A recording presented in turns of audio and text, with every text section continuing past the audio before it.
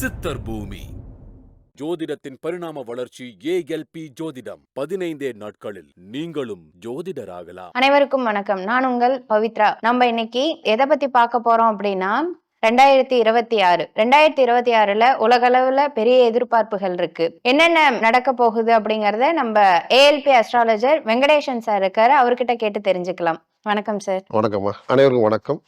இந்த வாய்ப்பை தந்த ஐயா புதுவுடைமூர்த்தி ஐயா அவருக்கு இந்த தருணத்தில் பெரிய நன்றியை தெரிவிச்சுக்கிறேன். பொதுவாக 2026 வந்து எல்லாருக்கும் பெரிய எதிர்பார்ப்பு இருக்கும். சாமானிய மக்களும் சரி, பெரிய பெரிய பணக்காரங்களும் சரி, பெரிய அரசியல்வாதியாக இருந்தாலும் சரி, ஒரு சினிமா நடிகர்களாக இருந்தாலும் சரி, எல்லாருக்கும் ஒரு எதிர்பார்ப்பு இருந்துகிட்டே தான் இருக்கு. ஸோ ஜென்ரலாக இந்த 2026 ஜோதிட ரீதியாகவே நிறைய பேர் பலன் சொல்லுவாங்க. நம்ம இந்த வாட்டி என்ன பார்க்க போறோம்னா எண் கணிதல் ரீதியாக பார்க்க போறோம். ஒவ்வொரு எண்ணுக்கும் எல்லா கிரகங்களும் அடக்கம். 1ங்கிறது சூரியன் குறிக்கும், 2ங்கிறது சந்திரன் குறிக்கும், 3ங்கிறது குரு குறிக்கும், 4ங்கிறது ராகு குறிக்கும், 5ங்கிறது புதனை குறிக்கும், 6ங்கிறது சுக்கிரனை குறிக்கும், 7ங்கிறது கேது குறிக்கும், 8ங்கிறது சனி பகவானை குறிக்கும், 9ங்கிறது நம்ம செவ்வாய் பகவானை குறிக்கும். இப்ப 2026 2 + 0 + 2 + 6 கூட்டினீங்கன்னா 10 வரும். ஸோ 1 + 0 1. ஸோ இந்த 2026 பொதுவாக சூரியன் ஆதிக்கம் கொண்ட வருடமாகவே இருக்கும். ஓகே சார், நம்ம எண் கணிதம் பத்தி பார்க்க போறோம். இப்ப எண் 1 அப்படின்றது எப்படி சார் இருக்கும்? 1, 10, 19, 28 தேதிக்கு பிறந்தவங்கலாம் 1 ஆதிக்கம் கொண்டவர்கள், அதான் சூரியன் ஆதிக்கம் இருக்குன்னு அர்த்தம். 2026 சூரியன் தான் இந்த வருடம் அவங்களுக்கு சிறப்பாக இருக்கும். அவங்க நினைத்த காரியங்களும் நடக்கும். இந்த வருடம் எந்த துறையில இருந்தாலும் சரி, சினிமா துறையில இருந்தாலும் சரி, படிச்சுட்டு இருந்தாலும் சரி, 10th 12th படிச்சுட்டு இருந்தாலும் சரி, இல்ல அரசியல் ரீதியாக பெரிய மாற்றம் வரப்போகுது. 2026 ஒரு பெரிய எலெக்ஷன், தமிழ்நாட்டில் பெரிய எலெக்ஷன் வரப்போகுது. அவங்களாம் இந்த வாட்டி சாதகமா இருக்கும். ஓகே சார், எண் 1க்கு சொல்லி முடிச்சிட்டீங்க. அப்போ எண் 2க்கு என்ன பலன் சார்? எண் 2 சந்திரனோட ஆதிக்கம் கொண்ட எண்ணா இருக்கும். எண் 2ங்கிறது 2, 11, 20, 29 தேதி பிறந்தவங்க தான் எண் 2ஐ குறிக்கும். 2 எண்ணுங்கிறது சந்திர பகவான் ஆதிக்கம். ஸோ ஆல்ரெடி நம்ம பார்த்தோம் 2026ங்கிறது சூரியன் ஆதிக்கம். ஸோ சூரியன் ப்ளஸ் சந்திரன். ஜென்ரலாக சந்திரன் வந்து சண்டை வேண்டாம்னு தவிர்த்து கொண்டே இருப்பாங்க. ஆனால் இந்த ஆண்டு அப்படி கிடையாது. அவங்க கண்டிப்பாக பிரச்சனையை சந்திக்கக்கூடிய ஆண்டாக தான் அமையும். ஸோ கண்டிப்பாக தைரியமாக இருங்க. பிரச்சனை சமாளித்தா தான் நீங்கள் அடுத்த கட்டத்துக்கு நவர முடியும். உங்கள் உறவு முறையாக இருக்கட்டும், தொழில் ரீதியாக இருக்கட்டும், இல்லை வேலை செய்கிற இடத்துலையாக இருக்கட்டும், உங்கள் படிப்பு ரீதியாக இருந்தாலும் நீங்கள் இத்தனை நாள் பிரச்சனையை தவிர்த்து கொண்டே இருப்பீங்க. அந்த பிரச்சனையை சந்திச்சு தான் ஆகணும். 2026 உங்களை மேற்படுத்தும் ஆண்டாக அமையட்டும். நன்றி. Thank you sir. 2ஆம் நம்பருக்கு சொல்லிட்டீங்க. எண் 3 எப்படி சார் இருக்கும்? எண் 3ங்கிறது 3, 12, 21, 30ல பிறந்தவங்க தான் எண் 3க்கான எண்ணெல்லாம் எடுத்துக்குவோம். ஸோ எண் 3ங்கிறது குருவோட ஆதிக்கம். ஸோ இந்த ஆண்டு குரு ப்ளஸ் சூரியன் தான் இணைய போகிறாங்க. ஜென்ரலாகவே குருவும் சூரியனும் நண்பர்கள். ஸோ இந்த ஆண்டு நம்ம செல்ஃப் டெவலப்மெண்ட் ஆண்டாக அமையட்டும். உங்கள் கம்யூனிகேஷன் ஸ்கில்லை டெவலப் பண்ணிக்கலாம், பர்சனாலிட்டி டெவலப் பண்ணிக்கலாம், படிப்பில் அடுத்த கட்டத்துக்கு நடந்து போகலாம். இன்னொன்று, இந்த ஆண்டு உங்கள் ஸ்கில் டெவலப் பண்ணி நேர்மையாக நடந்துக்கிட்டிங்கன்னா இந்த ஆண்டு உங்களுக்கு சிறப்பான ஆண்டாக அமையும். முக்கியமாக ஜோதிடத்துறையில் பிரபலமாக இந்த ஆண்டு உங்களுக்கு அமையறதுக்கு வாய்ப்பு உண்டு. குறிப்பாக இந்த ஆண்டு வந்து உங்களுக்கு ஒரு மென்டரோ, டீச்சரோ இல்லை குருவாக இருந்தால் அவங்களோட ஆதிக்கம் உங்களுக்கு மேற்படுத்துவாங்க, வழி நடத்துவாங்க. Okay sir, thank you. இப்போ எண் 4 எப்படி சார் இருக்கும்?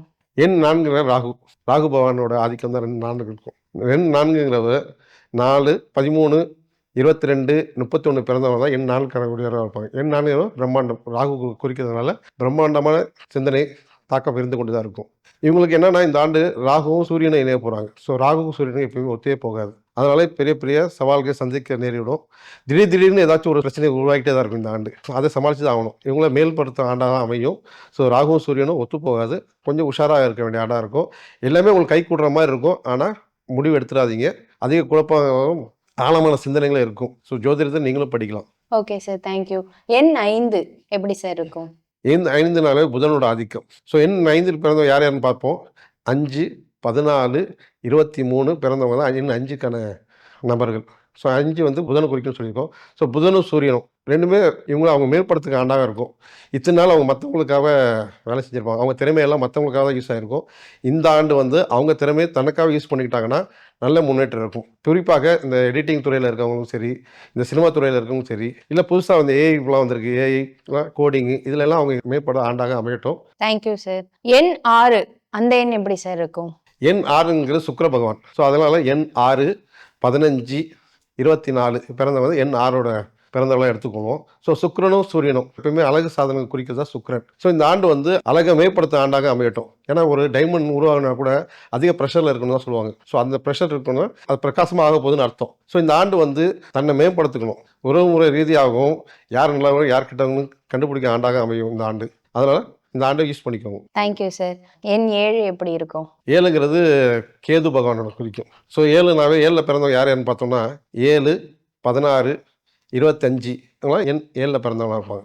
கேது என்ன செய்வாங்க, தானே சுருக்கிக்குவாங்க. மற்றவங்க அவங்கள பற்றி பேசியிருக்க மாட்டாங்க, இருந்தாலும் தன்னையே நினச்சிக்குவாங்க, இவங்க நம்மளை பற்றி பேசுகிறாங்களோ, தன்னை தாழ்வுபடுத்துவாங்க. இந்த ஆண்டு துவக்கத்துலேருந்து அதே தான். அந்த எண்ணத்துலேருந்து மீண்டு வரணும், அவங்க செல்ஃப் டிப்ரெஷன்லேருந்து மீண்டு வரணும். எதை பற்றி கவலைப்படாதீங்க, குறிப்பாக ஈஸ்வரனை பிடிச்சிக்கிட்டீங்கன்னா நல்லா அமையும். வாழ்த்துக்கள், உங்கள் வாழ்க்கையை மேம்படுத்திக்கோங்க. Okay sir. எண் 8 எப்படி சார் இருக்கும்? 8னாவே சனி பகவான். ஸோ இந்த ஆண்டு சனி பகவானும் சூரியனும் இணைய போகிறாங்க. எண் 8ல் பிறந்தவங்க யார் யாருன்னு பார்த்தோன்னா 8, 17, 26 பிறந்தவங்க தான் எண் 8க்குரியவர்கள் சொல்லுவோம். ஸோ சனி பகவானும் சூரியன் இணைஞ்சா என்ன செய்யும், இந்த ஆண்டு குறிப்பாக இந்த 26 வயசுலேருந்து 35 வயசுக்குள்ளே பிறந்தவங்கலாம் சிறப்பாக இருக்கும். மற்றவங்களாம் இந்த ஆண்டு வந்து கர்மாவை கலைக்கிற ஆண்டாக தான் இருக்கும். அவங்க செஞ்ச பாவ புண்ணியம் பேஸ் பண்ணி தான் இந்த ஆண்டு அமையும். எங்கே தொடங்கினா அதே இடத்துல தான் நிற்பாங்க.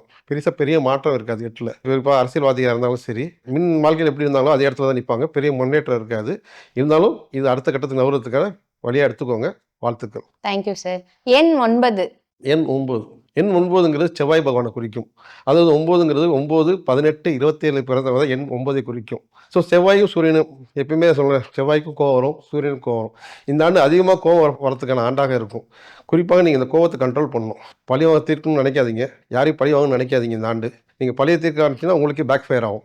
9ல் பிறந்தவங்க உங்கள் வேலையை நீங்கள் கடமை செஞ்சுட்டு போங்க, உங்கள் வாழ்க்கையை மேம்படுத்திக்கோங்க. 2026 எல்லாருக்கும் பெரிய எதிர்பார்ப்பு இருக்குது. நான் எண் ரீதியாக சொல்லியிருக்கேன், எண் ரீதியாக எவ்வளோ சப்போர்ட்டாக இருக்கும், எவ்வளோ பாதிப்பாக இருக்கும் மட்டும் தான் சொல்லியிருக்கேன். ஆனால் இந்த 2026 தமிழக மக்களுக்குள்ள அனைத்து மக்களுக்கும் நல்ல ஆண்டாக அமையட்டும் என்று எல்லாம் உள்ள இறைவனை பிரார்த்திக்கிறேன். நன்றி, வணக்கம். ஜோதிடத்தின் பரிணாம வளர்ச்சி ஏஎல்பி ஜோதிடம். 15 நாட்களில் நீங்களும் ஜோதிடராகலாம். சித்தர் பூமி.